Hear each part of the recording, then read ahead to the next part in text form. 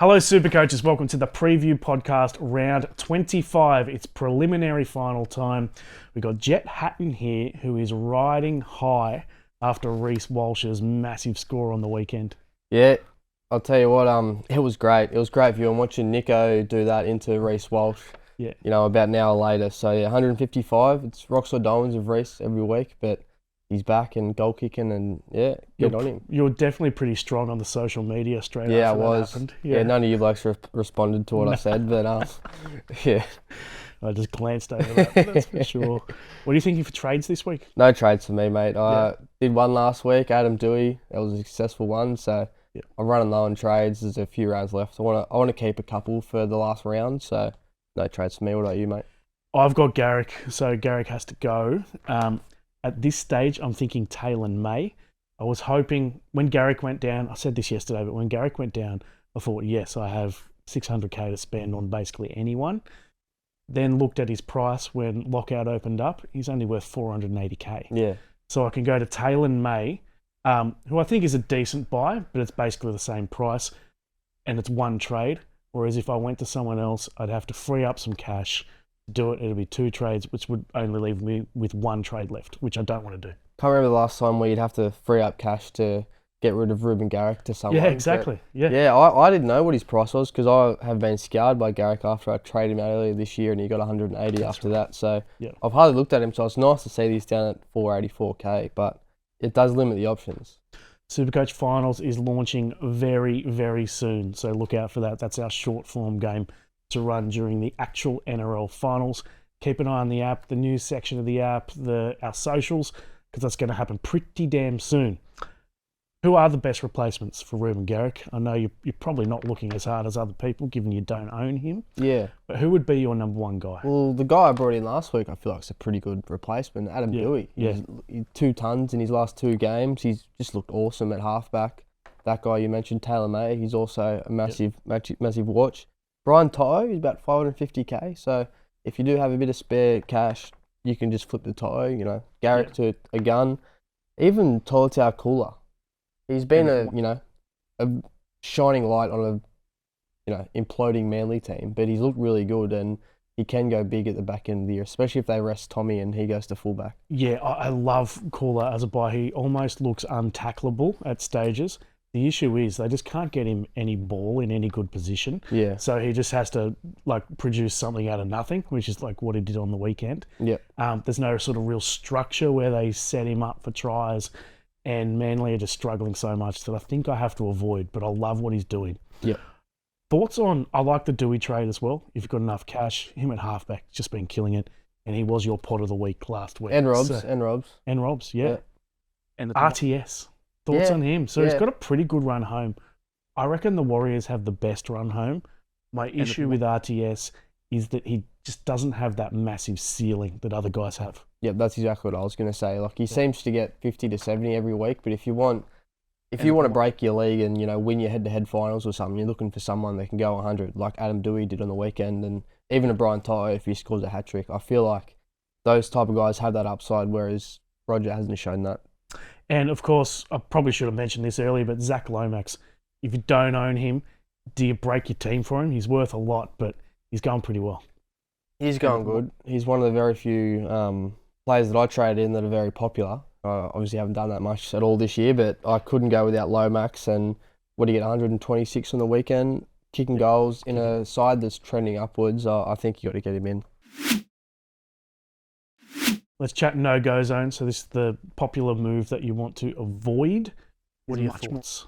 Me, there's not many moves that I really hate this week because a lot of them are just Garrick owners, but there's quite a few people that are trading in Harry Grant, which doesn't really make sense to me. I feel like if you have him, you're a happy owner, but if you don't have him, I feel like it's mostly just Brayley owners who are just panicking because he's on the bye this week and they're going to have to play like a Riley Smith or something. But like Harry Grant, he probably won't play round 27 at Suncorp against the Broncos. I think Bellamy's rested most of their players the last few years. So he does play both games at Amy Park, but they're against the Bulldogs who are, they're on the downward slope, but they're a tough defensive team. And then the Roosters who have certainly upped their game recently. So I don't think it's a good trade at all.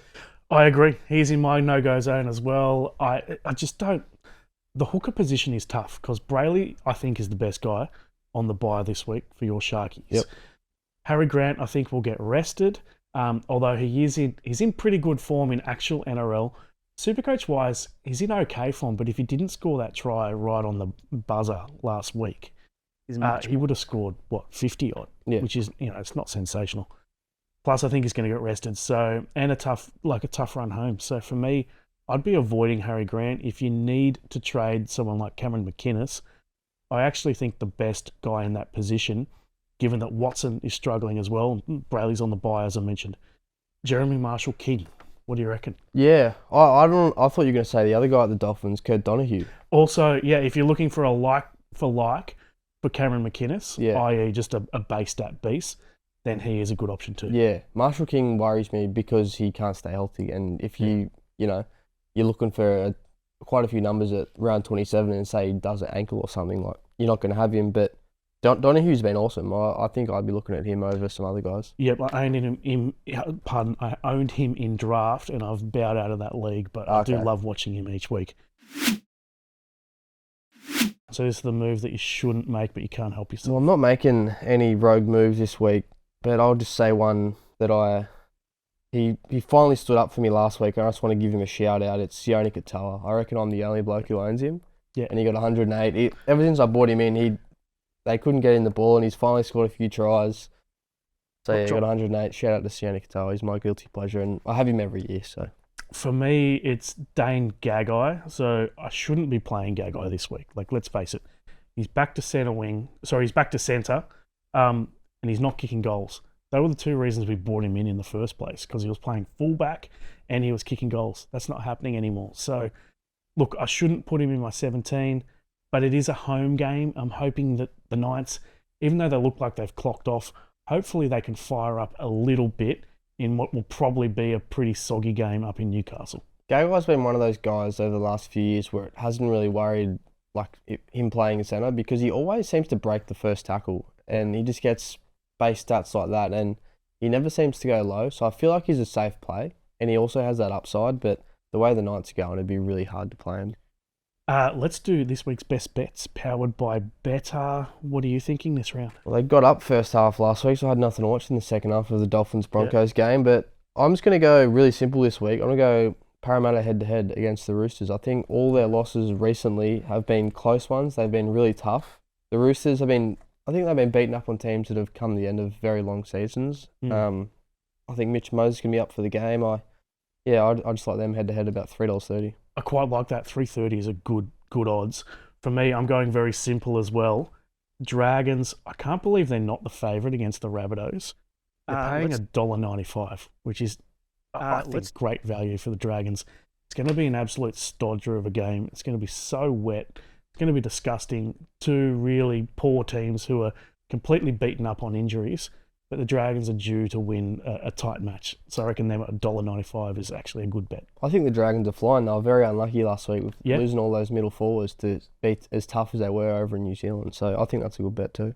What are you really gambling with? For free and confidential support, call 1-800-858-858 or visit gamblinghelponline.org.au. Heaps of questions coming through. So, how many trades do you have? That's from Daniel. I've got 2 left. So, 2 left, and I'm pretty keen to hold those until the last round. Yeah, I've got 3, but it will be 2 after this week. Yeah. I agree with you. The last round could be absolute carnage. Well, I'm hoping it is, because I've got trades and a lot of other people don't. Yeah. So I'm really hoping Storm rest players, Panthers, Bulldogs, all those guys get rested. On to Connor Watson. Will he be off the bench again? So he's got dropped to the bench last week. He's really struggling for minutes. He copped a broken nose on the weekend as well, although he has been named. It looks like he'll play. But as a Connor Watson owner, I'm extremely worried about what's happening with him right now. Yeah, I agree. It's definitely alarming, and the way that they're going at the moment, you'd suggest that Robbo sort of sticks to it because they've found quite a bit of form lately. So I think you'd probably see Connor in the same role for the rest of the regular season. Maybe the finals is different. So finals SuperCoach, but yeah. My original plan was to sell him this week, but then Garrick got injured on the Sunday, so I had to change plans. But yeah, him to Marshall King or even Harry Grant, if you want to take a punt, The thing I'll point out with Grant is you probably want to trade up your sleeve in case he gets arrested on that final round. This is your time to shine. You've always got a good one. Well, for me, it's a guy that I've never looked at all year, even though he's been killing it for me in draft. I've had him in draft all year. It's Tallis Duncan from the Rabbitohs. He's just like the Souths aren't going good at all, and that's why I don't think many people have looked at him at all. But in his last 10 games, he's scored below 50 once. 4 of those games have been tons, and Souths are on a upwards trajectory at the end of the year. I don't think Wayne wants them to end on a bad note and get the spoon, so I think he's going to have them fired up, and I reckon they'll win a couple games on the run home, and Tallis Duncan's killing it. His base is high. He's got attacking upside. He scores tries. So yeah, I mean, even at centre, he's been going pretty well for Supercoach, which I don't mind. For me, I mentioned Jeremy Marshall-King. I think he's quite a good purchase. The other guy who's come out of the blue is Philip Sammy. Yeah. Now, when you watch Philip Sammy play, you would never really think that he's a good Supercoach player. Then you go look at his stats each week. Averaging 80 in the last 5 rounds, which is huge when you consider that the Titans are getting smashed up every single week. He's just got a game that's perfectly suited to Supercoach. Yeah, he's got a bit of Greg Marju about him too. Yeah. And the good thing about Sammy early on in the year is I was actually getting a bit of value out of him in anytime try scorers was because he'd be named in at centres and he'd defend at centre, but then he'd attack on the wing. Yeah. So he gets all those base stats from playing centre and making more tackles than you would on the wing. Then he gets the attacking opportunities by having those runs out of his own end and playing on the wing as an attacking player. So I really like Sammy. He's been another guy that I've had in my draft team all year and has certainly carried me. Captaincy this week, what do you think? Tough one because Nico's not playing, so he's just been set and forget for me recently. Yeah. But I've got Reece Walsh there. He's firing. So I reckon I'm going to go VC on Sam Walker, even though I think Parramatta will beat him. Sam Walker's been awesome. Probably just the captain on Walsh.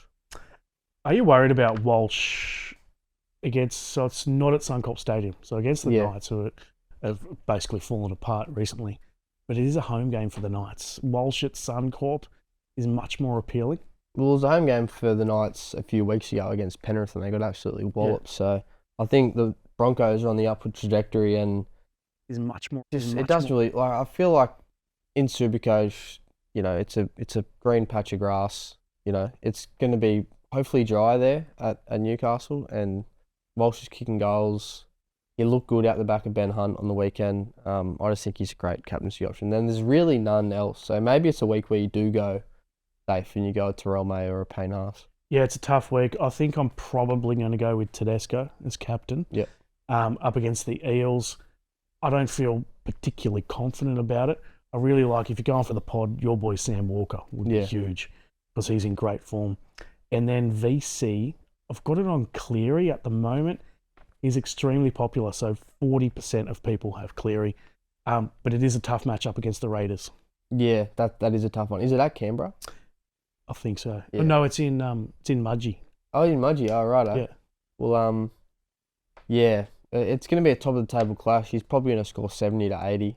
But I feel like if you have a VC, you want it on someone who you think's going to score 150, and it's pretty brave suggesting that Cleary won't score 100, but I don't think he'll score 100 this week. Yeah, it doesn't quite have those massive scores in him this year compared to what he has been doing in the past. Yeah. Your final thought, something to get off your chest. For me, it's just the guy that's normally sitting in this chair. Bit of a coward for not showing up the week after Reece Walsh scores 155 after you might see it on the podcast, but Rob gives me a bit of stick for owning Reece Walsh in the office, and it's just funny that he's not here. He didn't respond to my tweet as well, so yeah. Look, he'll definitely be back in for next week. Yep. We'll do some questions to finish. This from Mitchell. Who is the better buy this week, Drinkwater or Tedesco? Yeah. So Drinkwater's got West Tigers, but it's at Leichhardt, which worries ground, me because, the Tigers could fire up. They play pretty well when they play with emotion, and the Cowboys are a horrible travelling team. So he's going to be in my 17, but I certainly won't be going near Drinkwater with the VC or a C this week. Whereas Tedesco, I think, is a captaincy option this week. So I'd go Tedesco. Yep, I'd go Tedesco as well. The Tigers are actually, they've fired up the last few weeks. They found a run of form they've got an identity now, and every time they play at Leichhardt, I just remember a few years ago when they absolutely put the break beatings on the Cowboys. What was it, 60, 70 points or something? So they can go low, the Cowboys, but it's a tough one. Yeah, probably Teddy. Hopefully the Thurston bloke will be in the crowd. First. Big thanks to Jett. We'll catch you next week.